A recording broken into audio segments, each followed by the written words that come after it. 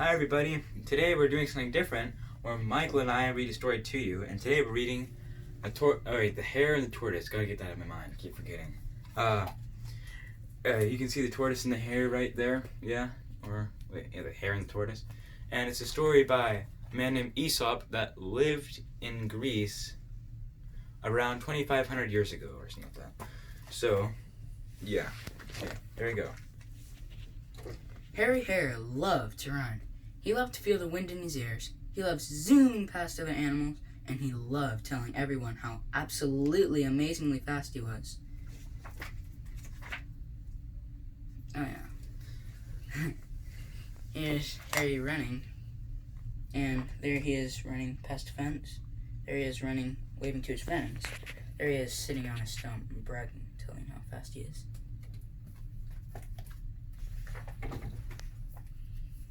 One day, Hare was boasting to Tom Tortoise. I could beat anyone in a race. He bragged. Really? Said Tom, getting to his feet. Well, why don't you race me? Hare exploded with laughter. You? He snorted. Tommy's slow coach. And you can see he's telling everybody how he could like beat anybody in a race. Oh, sorry. Or he could beat like anybody in a race, and Tom's like, oh, okay. Then he challenges him. He's like, oh, haha, yeah, right. Something like that. You see him? Okay. Tom nodded. Why not? He insisted. Are you worried about losing? Of course not. Giggled Hare. It would be a... On the day of the race, Hare got up before dawn.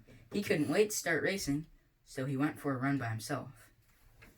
And there he is, being kind of like a boasting right there.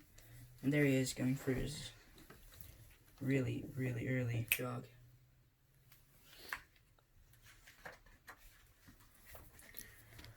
Tom Tortoise, on the other hand, got up at his usual time and had his usual breakfast. 4 cherry buns and a big pot of tea. Lots of animals came to watch the start. Hare chattered happily to his fans. Tom's friend looked worried. Do you want to call it off? Asked Squirrel. Harry's very fast, you know. And there you can see he's having his food with the 4 cherry buns and a teapot that is fuzzy with something around it. Yeah, you can see the fuzzy part of it. I'm not sure if you can. And there's Harry talking with his fans and all that. And Tom with his friends as they're worried for him because they think he might lose. Take your places, called old brown owl. Hare tapped his toe impatiently while Tom crawled over here.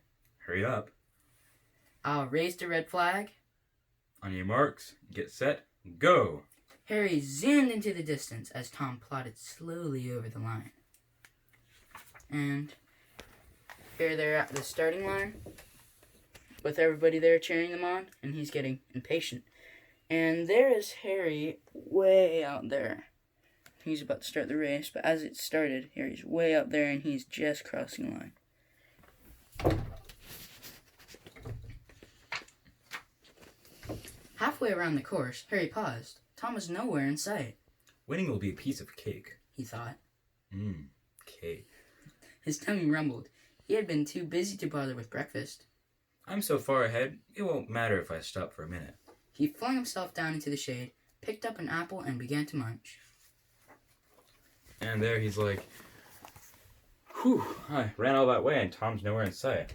He's like, will be a piece of cake, or winning will be a piece of cake. And all of a sudden he's like, oh, cake. That sounds good right now. Forgot to eat. And then he just plops himself in the grass and starts munching on apples. As he didn't think about eating, so he's having his breakfast right there. Then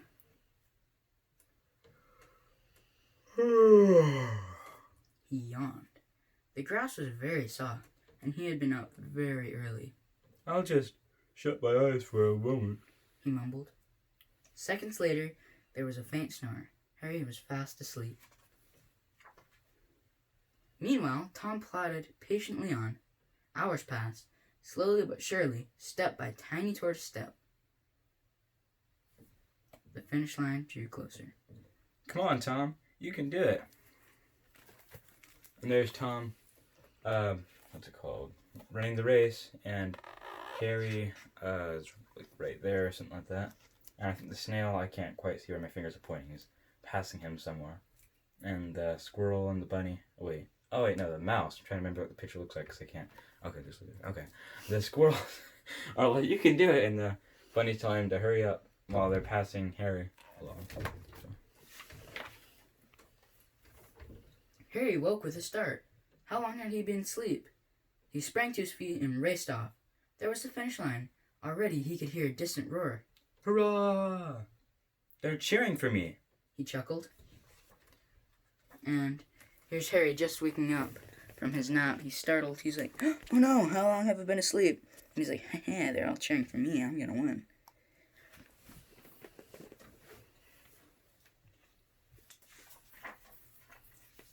But what was that? A small shape was creeping up to the finish. Oh no! Harry gasped, putting an extra burst of speed. Look, it's Harry. Where have you been? And he's running, and all of a sudden he sees Tom right there, and he's like, oh no, I'm gonna lose. So it's running faster and faster, and everybody else is like, there's Harry. He's been gone for hours. Where has he been? Because he should have crossed the finish line by now because he's so fast. He dived over the line. Too late. Tom Tortoise had won, and he wasn't even out of breath. And here's him almost getting it, and here's Tom Tortoise just crossing the line before him. I guess those are reporters or something. They're like weasels. And the moral to the story is, slow and steady wins the race. Which, you don't have to be too much in a rush. You can take life one step at a time. You don't have to get everything done at the same time. Or like, Harry was so excited about racing, he got up and went for a jog, and he forgot breakfast, which he's like, oh, cake, and he said that word. And then he went and ate some apples, and he totally forgot. But he woke up so early that he fell asleep in the grass. And Tom just got up at his usual time, was slow and all that, and had his usual breakfast. So he was full, and he walked, or however his race, trotted, plodded, I'm not sure, but yeah. He did his race and beat him, and he was slow and steady, so he wasn't even out of breath, and Harry was so, like, fast breath, he's like, oh, I gotta beat it, and then he was all out of breath and all that. So, yeah. Okay, so, hope you liked the story. We'll see you next time. Bye. Bye.